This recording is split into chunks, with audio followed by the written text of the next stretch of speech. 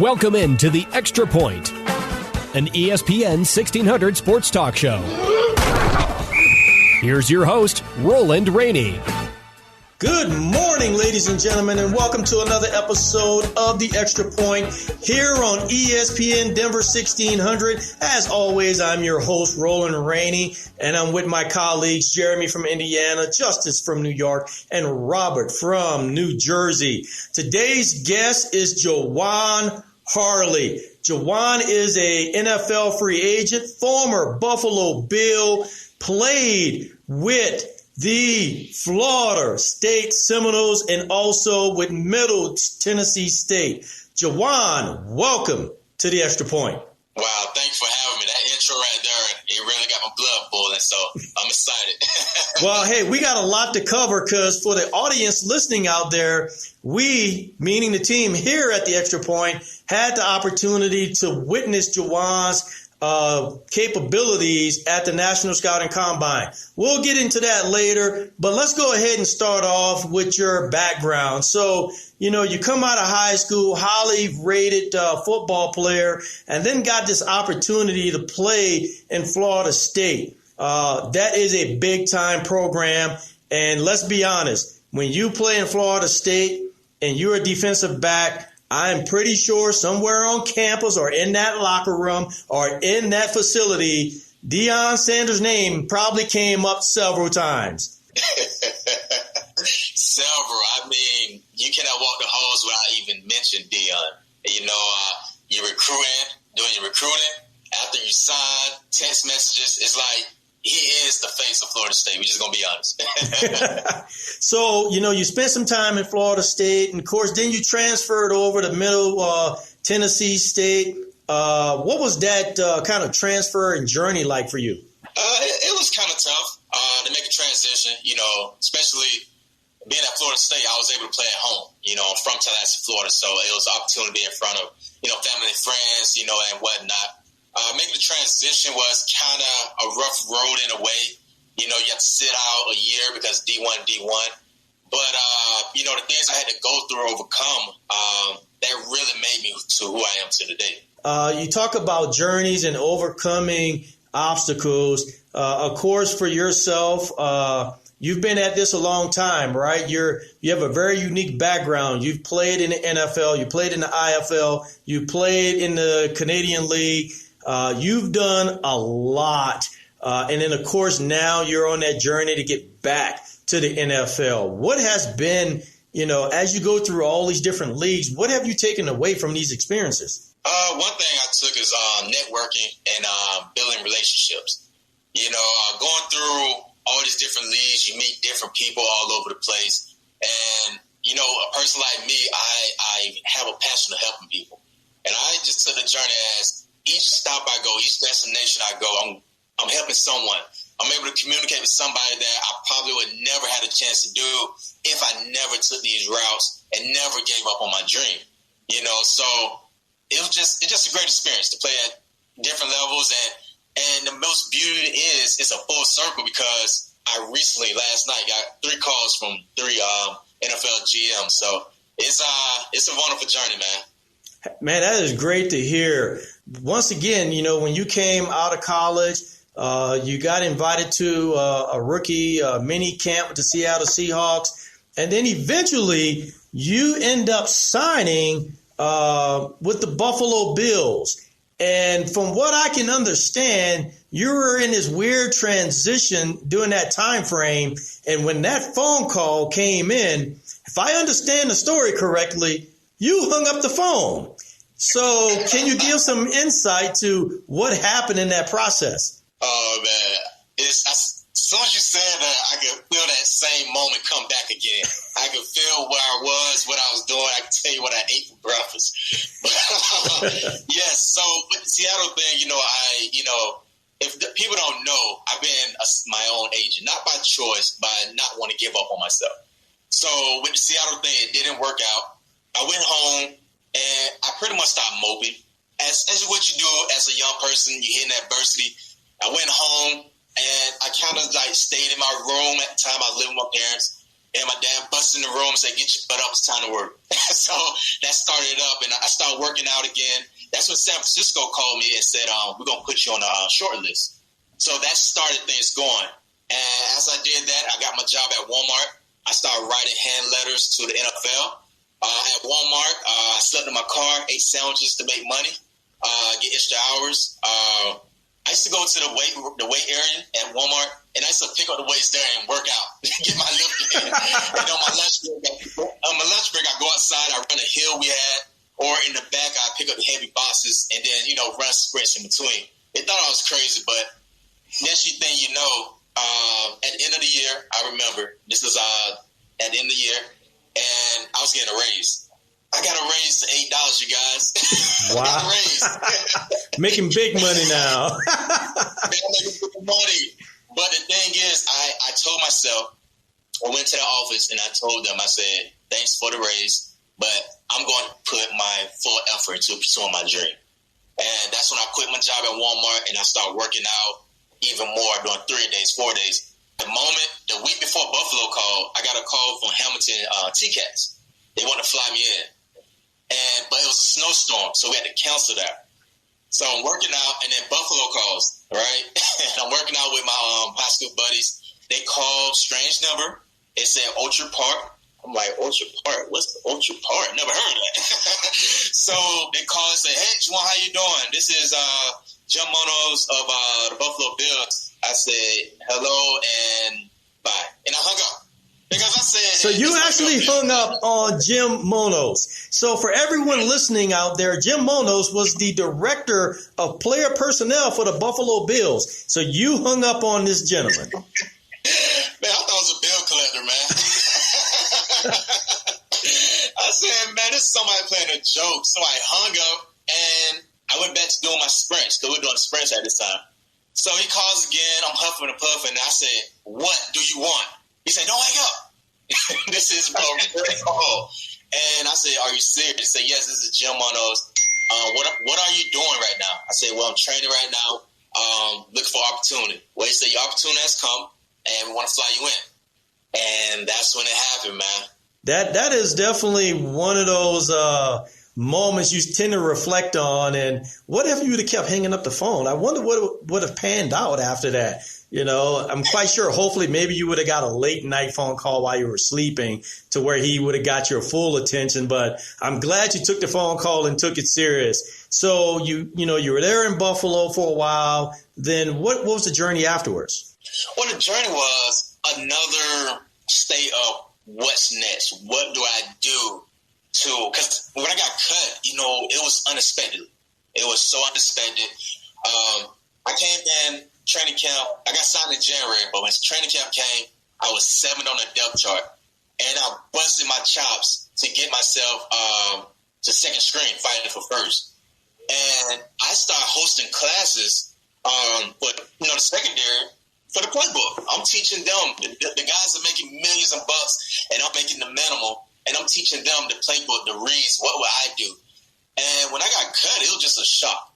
It caught me off guard. It called my DB coach, Coach Johnny Henderson, who is a great coach, who instilled confidence in me and said I could play this game.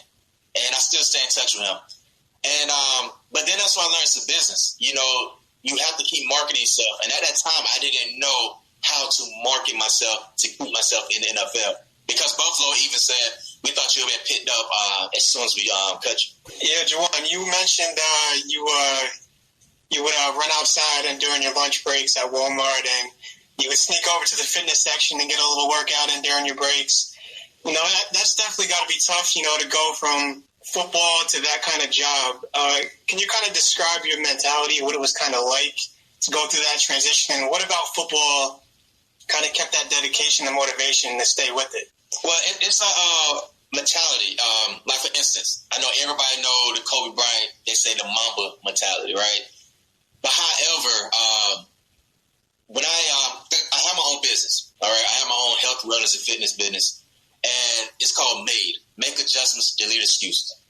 And that's what I kept drilling into my head to keep the focus and discipline of make adjustments, delete excuses. So no matter what I have to do, if I got to go to Walmart, I got to clean these toys, I got to mop this floor, I got to be in the toilet part, whatever I got to do, I'm going to make adjustments, delete excuses, but I'm going to keep my eyes on the prize.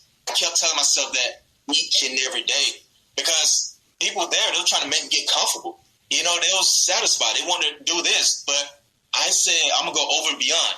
So to keep my mind hungry to get better at anything I do, I worked the toy department, then I started learning the cashier, I started learning the garden, I started learning the technology. Whatever I could to tell myself that you cannot settle. And that's what I used to get myself through that. How would you describe your playing style, and who do you try to model your game after in the NFL? My playing style, and the same model to anybody, I really cannot say who. And the reason I say this, I say this all due respect to each and every person, because those that come before me, if it wasn't for them, I wouldn't know how to play the game.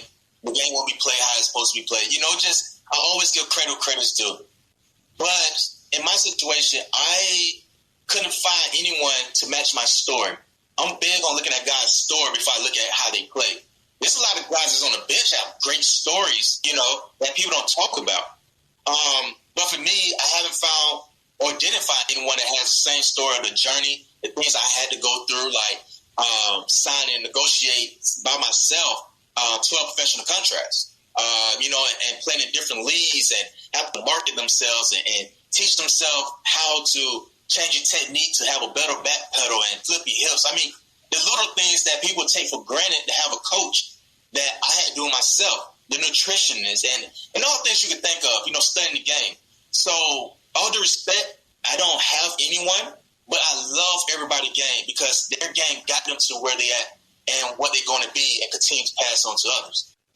So could you talk to us and talk to the audience about, you know, playing under, you know, Bobby Bowden, a legend in his own right, and just coming through that program with the likes of Deion Sanders and all the greats, the Peter Bullwares and all of those names? How was that time period, you know, at a young age when you're, you know, full and vigor coming from high school, ranked a 4-star recruit? Like, how was that process?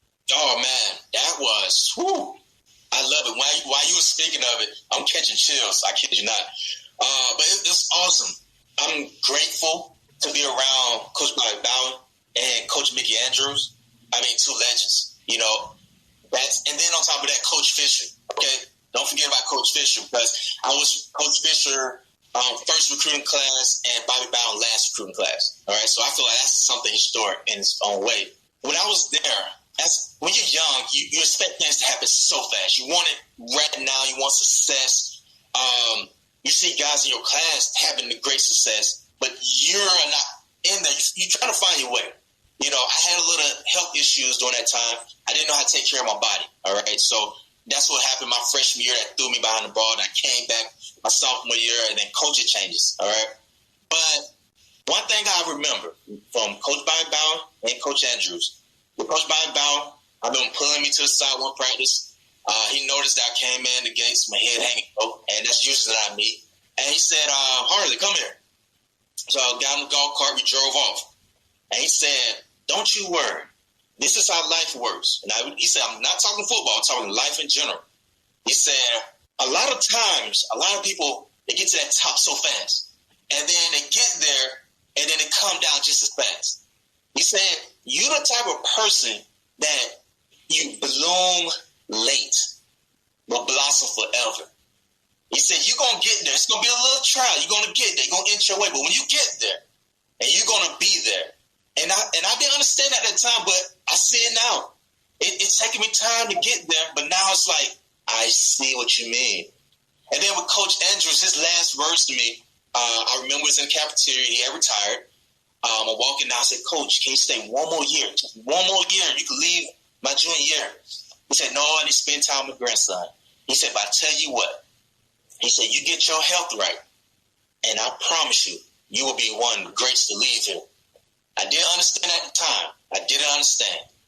Going through my journey and as things leading up, it's amazing how the way these guys spoke, and I'm feeling rejuvenated as if I was this 18-year-old kid again.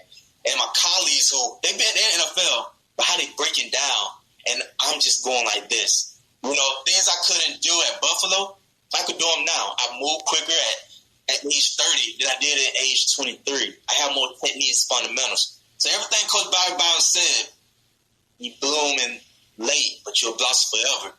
It's happening, and I'm just grateful to be able to be around those legends. So, Jajuan, as you kind of take us through your journey, what has been the most difficult personal battle that you've encountered? I truly believe it was my dad's health and my mother's health. Going back to, like, my dad, we're the same person. We said it all the time. And when he passed in 2018, that really, it really hurted me. It really did. But prior to that, it made me grow fast because he had got some health issues from working at the job, providing for the family. He was an HVAC, AC mechanic at the hospital, and asbestos exploded. So he inhaled asbestos. So the asbestos is eating your lungs, deteriorating your lungs. So at age 12, I couldn't be a kid no more. So my life had to go from a kid to man up. I go out with a smile. Let everybody see, you smile, you're happy. But inside, I'm like, I can't really be a kid. I have to make sure things in order, to get where I want to be and for my family. So when I went to Middle Tennessee and my first game started, he almost died at the game. In the middle of the game, I couldn't breathe. In the middle of the game, I couldn't breathe and catch my air. And after the game, I realized, they said, Jajuan, throw your clothes on, get to the hospital. They had to rush him to the hospital. He almost passed. Now, I'm guessing he was sitting in the stadium, in the stands, when he was having this? Yes. Okay. Yes. He was in the stands. And this is where it went crazy at Middle Tennessee. After that, I stayed up there all night, crying and whatnot. And my coach, I come back, and my coach said, you should have went to sleep last night, as if he didn't know what was going on. That was like a one statement that really threw me through a loop at Middle Tennessee, which caused me to also not get drafted because they threw me on the bus. And I was told this by Buffalo Bills. And then fast forward into 2018, I was prepared for a workout with Baltimore, but I had to cancel it. That's when I got a phone call about my dad. We just talked. We talked hours prior. And I asked him, do you need me to come down there? And he told me, no, he never wanted me to fly down there. I truly believe he didn't want me to see him in that state. Right. He always want to see me strong and doing good. And I got the call, fighting for his life, got on the road. He passed by the time I got from Baltimore to Virginia. And I came home. And, my mom, make sure she's okay, being for her.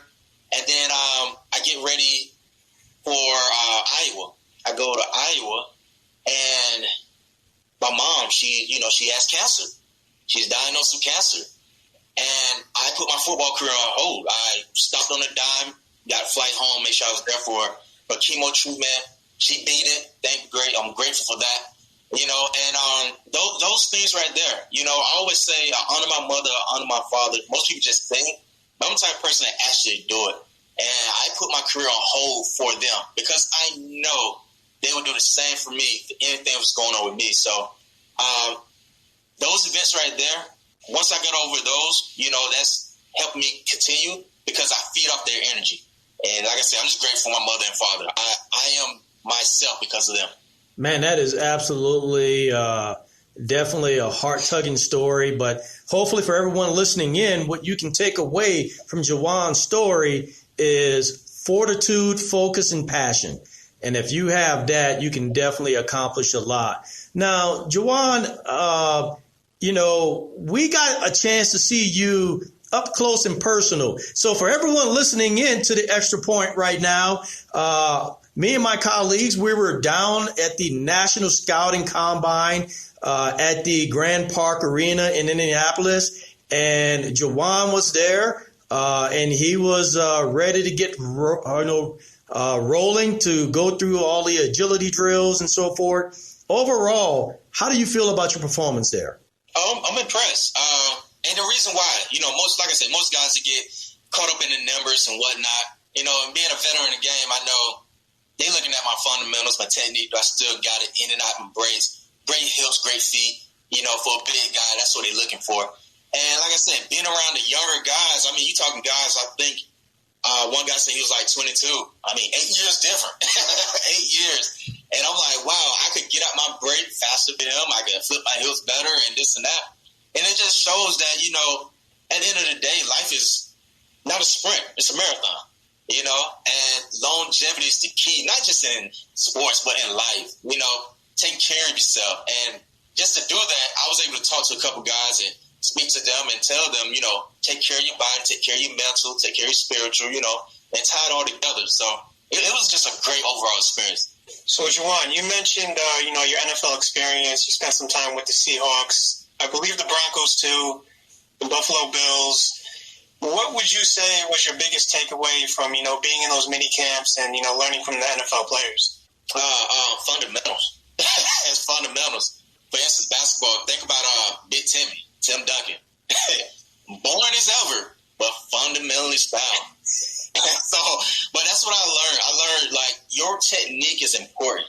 If you take a step an inch too far over, you beat. If you take a step an inch too far inside, you beat. You have to be perfect each and every step. Each yard, each blade of grass counts when you play on a professional level and studying. You can't just run a 4.3. If you run a 4.3, you need to think like you run a 3.9. So your mind have to be trained just as fast as your body is moving. You have to sit before it happens. So what I learned is studying film, have a high IQ, and being fundamentally sound. And I just want to go back into the NFL, and a question that I ask a lot of guys is that, you have a lot of guys that's come out of college and they want to make the NFL, but they want to make the NFL for different reasons because, some players, they like to make the NFL because they want that lifestyle. They want what the NFL can provide for them. But at the end of the game, their passion for the game is sorely lacking. So clearly with you, on the other hand, it really seems like you have that passion because this is a dream that you kind of been chasing and you've tasted a little bit and you're trying to keep tasting to get there. So could you just speak and tell our audience just about the, just like Roland said, the fortitude, the passion, the wherewithal to keep grinding the day-to-day. So could you talk about how that affects your body and how it affects you mentally, during that day-to-day grind? Yeah, it's a journey on it. It's definitely a journey. But you just have to be in tune. I tell everyone, stay in tune with your star player. Your star player is yourself. Making sure you get up. Like what I like to do. When I get up in the morning, I like to get up and meditate, listen to good music, nice and smooth. Do a little, after I drink my warm water, get me a little stretch in or whatnot. I have a routine. When you have a routine, it'll help you throughout the day. It'll help you throughout life. Now you're disciplined. I have to do X, Y, Z. And then once I do Z, I have to go back to letter A, and I continue to go. So it's all about having that focus, being disciplined and whatnot. It just, I was there at that time when I wanted the money. I wanted the fame. I wanted this and that. But that's because I was hanging around the wrong group. A flower can't grow with weeds around. Ooh. So I tell people, I was born at age 25. That's when I felt like I was reborn. If you want to call it, I'm not saying baptism, nothing like that, but just spiritually growing. That's when I really met my queen, my wife. I realized that it's not about the money. It's not about the fame. One, I love this game. I love it. But at the end of the day, the purpose of me going through whatever I'm going through is bigger than me. How can I teach someone? How can I help elevate someone if I've never been through it? That's why I don't look at none of what I went through as punishment. I just see it as stepping stones and helping others along the way. And that's where I'm at this point in my life. Ladies and gentlemen, you have been listening to The Extra Point here on ESPN 1600, and we have a special guest, Jajuan Harley. I tell you, Jajuan, just listening to you. Now, earlier you mentioned you were getting goosebumps. Now, I can tell you I'm getting goosebumps because what I love about your story is you know how to play the game. Let's put that on the shelf for a second. But what you have behind that is the character, the maturity, the know-how, the mental capacity to understand that life is much larger than the game, but the game is also a fundamental part of who you are. So to put all that into play and make a run back into the NFL. And as you already mentioned earlier, you've already gotten a couple of phone calls for some general managers. So hopefully here shortly, we will be hearing that you have been signed to an NFL team. And the only thing I ask, Harley, is that if you get signed, and let me take that statement back. When you get signed, that you give us a call here at the Extra Point. Let us know, and we will blast that information out immediately to make sure that everyone knows that Jajuan Harley is in the NFL and is going to be playing on Sundays. That sounds like a plan, Jajuan? Sound like a plan to me, sir. Hey, I thank you very much for being here on the Extra Point and joining us. It was great seeing you down at the National Scouting Combine. We wish you nothing but the very best, and hopefully we'll be seeing you shortly playing on Sundays. Ladies and gentlemen, Jajuan Harley, former Buffalo Bill, looking to get back into the NFL here on the Extra Point. Everyone, have a safe and great week.